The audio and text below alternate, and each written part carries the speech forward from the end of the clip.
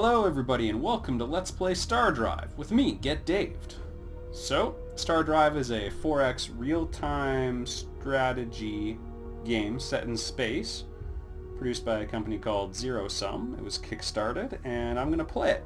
If you're watching this as I upload them, I did a couple experimental videos playing around with the beta.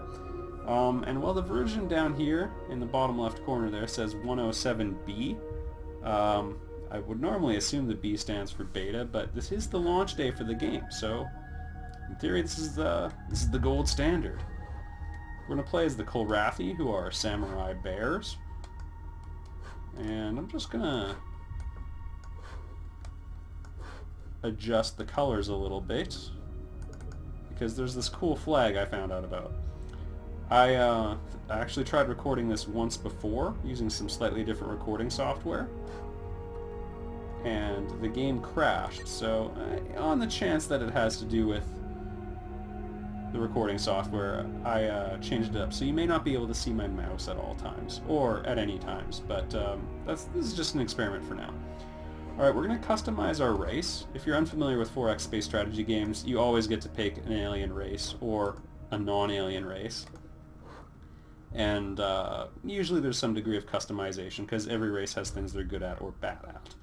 So they have the militaristic trait. The Kulrathi are warriors, so their special abilities are good at ground fighting, some bonuses to their ship production, and then they have a bit of a spying penalty. And they start with some military technologies. I would rather not start with it and have a better long-term plan, so I'm going to pick the smart trait. And then we've got this honest -2. This means people will be better at stealing technology from us and other spy-based, other clandestine activities. So I'm going to... Oh, I can't get rid of that yet. I'm going to get rid of the prototype flagship, and that's going to free up 1 point. Now I have 2 extra points. If you look at the bottom right text feed out there, points to spend 2. And I'm going to spend that getting rid of honest. So that's the game plan. Looks like I gotta select that again. I'm actually going to go with a deeper red. Not quite that deep, that's like maroon. That's a bit better. And engage.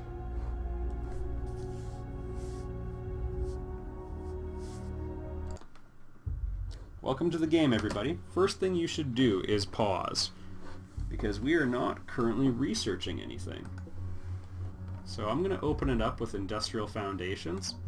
The reason I'm picking this is because it's going to give us a building we can build on our planets that's going to give us a flat production increase, which will allow us to build other things in the future faster. Particularly, it's going to be very useful for new colonies. After that, it's a bit more up in the air. Aeroponics gives you some food, which is also important. Xenolinguistics will be good for diplomacy. It's quite helpful, although I'm not very experienced at the game, and I imagine this isn't a pro strategy. Look at me with my lingo. But it would be useful for me based on my relative inexperience at the game, because again, this is launch day and I played the beta for, I don't know, 2 or 3 hours. And interstellar governance gives us more money. I'm going to go for the low-hanging fruit first, which is just the cheaper technology. Can worry about this other stuff later. Looks like some of the technology values have changed a little bit since the beta. Particularly, biospheres are more expensive. And biospheres will make it easier for us to colonize difficult environments, hostile environments. Alright, unarmed Fang Scout. I'm just going to set it so it'll avoid combat, and then set it to auto-explore. And now we're going to investigate the homeworld here. Currently they don't know what to do with their free time, so I'm going to give them things to work on. Quick explanation of how planets work. It's a very simple system, but I don't say simple in the bad way. So it's a Terran planet. There's different planet types based on the predominant biomes. Terran planets are Earth-like. Population 14 out of 14. This is a very high max population, just so you know. It's very good. fertility 2, what that means is each one of these people can do work, but they also consume food. So if we have one population working on a planet that has a fertility of 2, they'll produce 2 food units, so they can feed 2 people. So this means half of the planet has to be involved in food production to keep everyone fed, and that's why you'll see that at break even, exactly half of the planet is on food production. Everybody else could be on fertility, or pardon me, would be on industry, and that ties into the richness stat, I guess we would call it. So we would have 7 population units working on 2 richness, and that will produce 14 production. You'll note this is a little bit lower. That's because we're taxing some of it. So taxes basically convert production that would normally go into building a thing, and instead turns it to money in the imperial coffers. So I'm going to crank up the research a little bit because I do want to get that new technology a little sooner rather than later. I'm going to get going on one more scout and a whole bunch of troops. And we'll delve into the importance of troops later. I'm actually going to buy this first scout even. This is stocked food and production. Production can be spent in units of 10 by clicking on this symbol, but it costs, and it gives you instant development, but it costs you 10 coins for every 10 production you spend. Alright, I think we're off to a pretty good start there. We'll probably need freighters eventually, but not quite yet. Perseverance is our flagship. It's not going to do a whole lot for us right now. And we only have the one planet, so there's not too much to talk about. The Alpha Scout, I've had the game freeze on me already, and actually, on that note, I'm just going to save things right now, and we will call it LP0 again. Alright. Alpha Scout is a ship I designed. It's got more warp drives. The normal Scout, you can see it's in faster than light circumstances, so it's going pretty quick. But it's sort of got an all-purpose engine, and you'll note that the Alpha Scout is a lot faster in faster than light circumstances. That's because it's specialized for that. I also gave it a little bit of weaponry, mainly with the goal of it trying to protect itself. Baron Ultra Rich. It's going to be a tough sell for the first colony, but that is a good planet right there. Unexplored desert, so my friend and yours, the Alpha Scout, will check out that planet for us. Oh, come on. Desert Ultra Rich. Okay, that one, this is a little bit different than the other one, and I think this one will be worth colonizing, just because that production is just crazy high. If we were a cybernetic race like the Opterus, they eat production instead of food because they're robots. That would be... This would be an amazing start. I'm just going to turn up the game speed a little bit.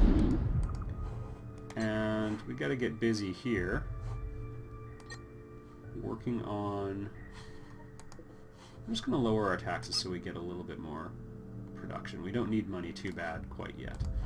I'm going to get working on transports, as I was saying, because that new colony is not going to be able to feed itself. Also, I've been told that the default transport ship design is pretty terrible, so let's take a look at the ship design screen real quick. I'm just going to load the default freighter. Take a look at it. Lots of cargo space. Okay, small engine. There's the weakness in the design. Alright. So for those of you unfamiliar with ship design, every ship needs a power system, engines, unless it's a defense platform, in which case it doesn't technically need engines. I'm going to focus on warp drives because you'll note in the bottom left text area it gives a breakdown on their stats. If you look at the small engine, which is what it had before, essentially all of the values are equal. Turn, pretty good. Warp, barely better than the normal thrust. The warp is almost, it's about 6 times higher, 6 or 7 times higher. I'm not going to do the exact math. I just did. It's 6 times higher. So we can move 6 times faster under FTL circumstances, and almost as fast, about 2/3 the speed, at slower than light conditions. Well, the transport's main purpose is like hauling things a great distance. So I'm just going to load it up on those warp drives. Alright, next up, its big thing is hauling cargo. It also needs a cockpit. All ships need cockpits. I'm going to give it a little bit of a fuel cell as well, just in case. I don't know, if this reactor blows, the entire thing's screwed, but when you are in combat, and, well, these things won't be seeking combat, it might be brought to them. Different parts of the ship can and will explode as they get hit and damaged, and, you know, if this main reactor goes down, the entire ship is pretty much screwed, but, you know, a little bit of fuel cell, oh, it can't hurt that much. Alright, we're going to put down some small cargo holds. Cargo holds do not need power. Okay, so we've got 16 cargo holds. It recharges at warp, so that means it's got enough power that it won't ever run out. Ships that don't recharge at warp can only stay in warp for a certain amount of time. Its hit points, good enough. We don't really need to weaponize this at all, and I can set the default behavior to avoid combat, so that's what I'm going to do. And I don't think I need anything else. It's got no shields. We haven't invented those yet. And ordnance capacity is the other thing in the red there. It can't carry any bullets, but what would it do with them?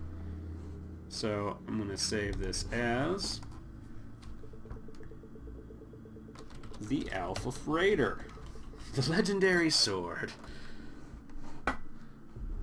That's an inside joke if you've watched my channel for a while. Get ready for those. I'm here to make people feel excluded and awkward. Freighter. Alpha Freighter. There we go. And it's even a little cheaper.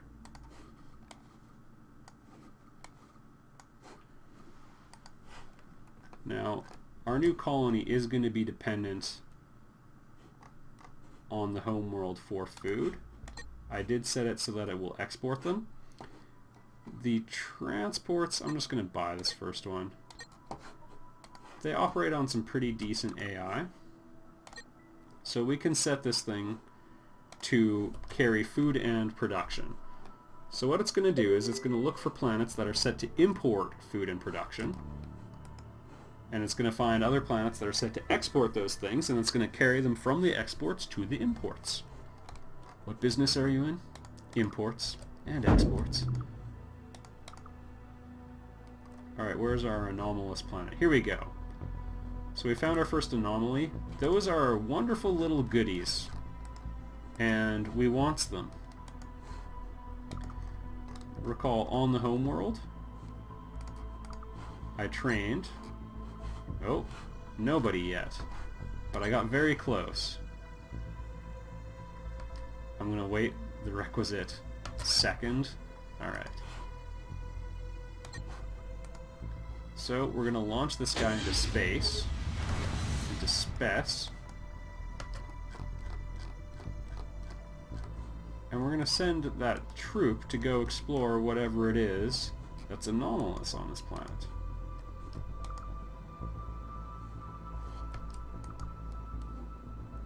You'll also note that inside a solar system, your ships will use their FTL drives quite liberally. That is a setting you can adjust in the game's default.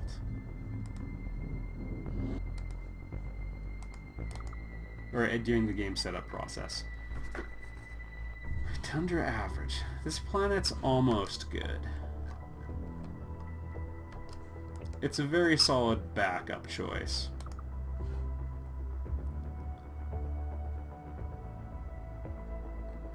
colonization. Not how I would want to start things, though. Now, holy crap, how did I miss this one? Get on 2 is a really good planet.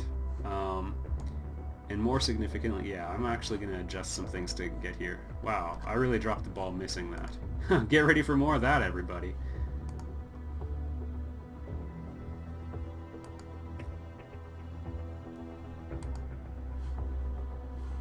That one's barren, so we're going to need biospheres. Okay, so the reason why this is particularly nice is huge max population, larger than even the home world, but also an abundance of food, and it's got an ultra-rich neighbor. So once we do have biospheres, we could colonize here, and we could just send the food back and forth, and oh, the places we'll go.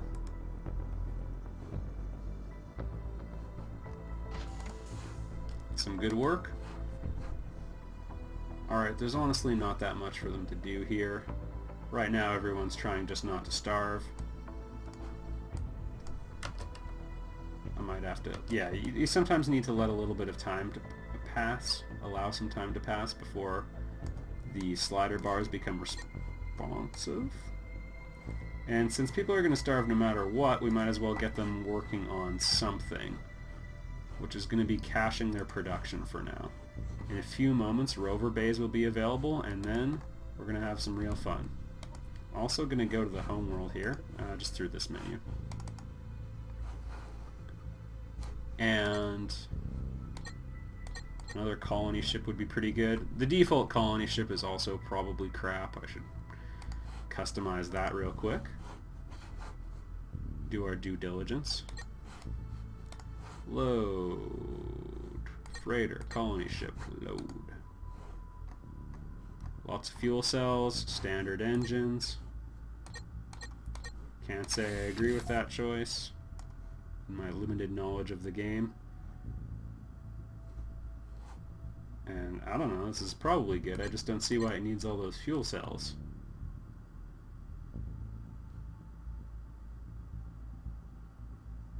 And it has some cargo space. Can't help but notice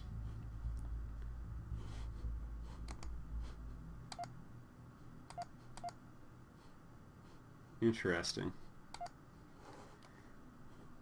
Look, I don't know if this is true or not, but I'm going to throw some cargo space on there because I noticed that when a colony gets started, it has 2 food and 2 production with it, and I can't help but notice that, you know, there's 2 extras, I don't know, 2 food in these guys and 2 production in the other. Maybe. It's worth an experiment. Let's have an experiment on camera. Alpha Colony. These are boring names for boring ships that are performing routine functions. We'll get more exciting later on. It's the party ship, everybody. Waiting orders. You're going to deliver colonists. And you know what? There's a little automate thing. I think I am going to automate the freighters. There we go. I'm also going to set auto build projectors. Yeah. And now we'll turn that off. So projectors are structures you build in deep space to build more territory, and your ships travel faster along those regions. So we can sort of connect these red regions for our planets. And that will give us the ability to transport faster through that area. Alright. Begin landing your troops. We're going to go in... Oh!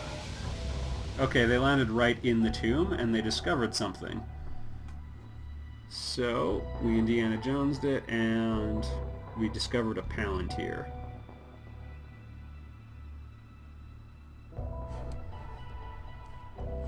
I know it says Palanquin, but it's a Palantir from Lord of the Rings.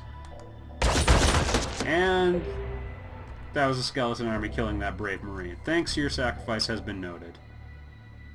Tor, our homeworld has had... Oh goodness. The planetary axis has suddenly shifted, but the good kind. I call it Sudden Valley. Alright, we also encountered my friend and yours, the Remnant. Orbiting, oh, pretty nice planet. It'd be nice if we could have that one to ourselves. Milbo Baggins. Alright, the Remnant, they're kind of like the Orions from the Master of Orion series. They're a super advanced race that used to roam the galaxy and is kind of gone now, but they left some of their toys behind. Some of those toys, in this case, are in the form of automated death drones. Probably not a good name for a band, but maybe a song. Think about it. Alright, I'm going to get these guys working on the rover bay, and we'll cash in on all that production they were building up there. Also, we can afford to lower our taxes a little bit more, which I'm going to go for while we can. Some would say I should maybe build up money in this early stage. It is nice to have money. Let's take a look at Tor and see what happened. Oh my goodness, the fertility has gone up to 3. Everybody has food, but now you have new jobs. Oh man, the research we could do. The experiments. Alright, I'm not sure, did we get an advanced colony ship out here? No. I want one. Just gonna crank you to the top of the priority list. And one more transport. Should probably get another sword bearer going as well. Alright, I've dealt with both of those news bullets. Also, let's see, I believe I've checked out planets. Yeah, colonize you like crazy. Hiram, not to be confused with a harem. Looks okay. We started on the edge of the galaxy, which always has its advantages and its disadvantages.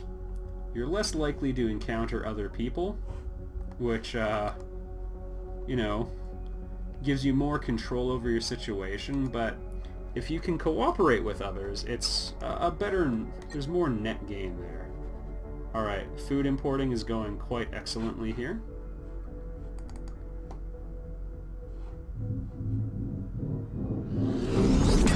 The warehouse is so cheap that if they get around to building it by this point, I'll go for it.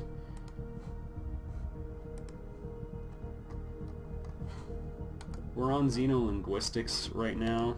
Oh no, we're on aeroponics. Perfect.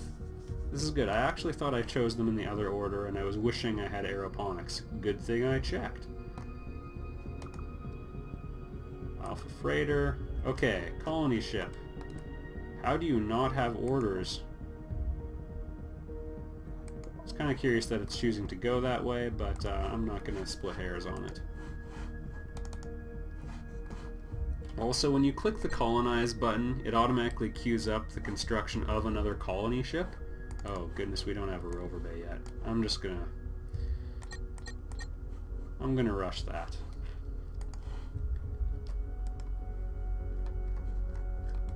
That +1 makes a big difference, because I'm focusing so heavily on research right now. That means something. They're starting to import people as well. Populations grow at a pretty slow rate. Oh, thank goodness, the rover bay's done. That +1 looks a lot better now that we have only 0.6 production, and honestly, this is on an insanely rich planet that isn't barren. We haven't colonized a barren planet, but you'll get to know more what I'm talking about it when we inevitably do colonize one. Alright, now we're focusing on xenolinguistics. Chances are we will run into someone relatively soon. But you know, we've gotten off to an okay start, so I'm going to end this video here. The game didn't crash this time with this recording software, but I will try switching back to the other one, and we'll see if we can get my mouse cursor in there, because I know some people were noticing it, while others did not notice it at all. I thought that was kind of a funny thing. Anyway, that's it for this video. I'll see you all in the next one, and we'll get a bit deeper into StarDrive. I'll see you there, everybody.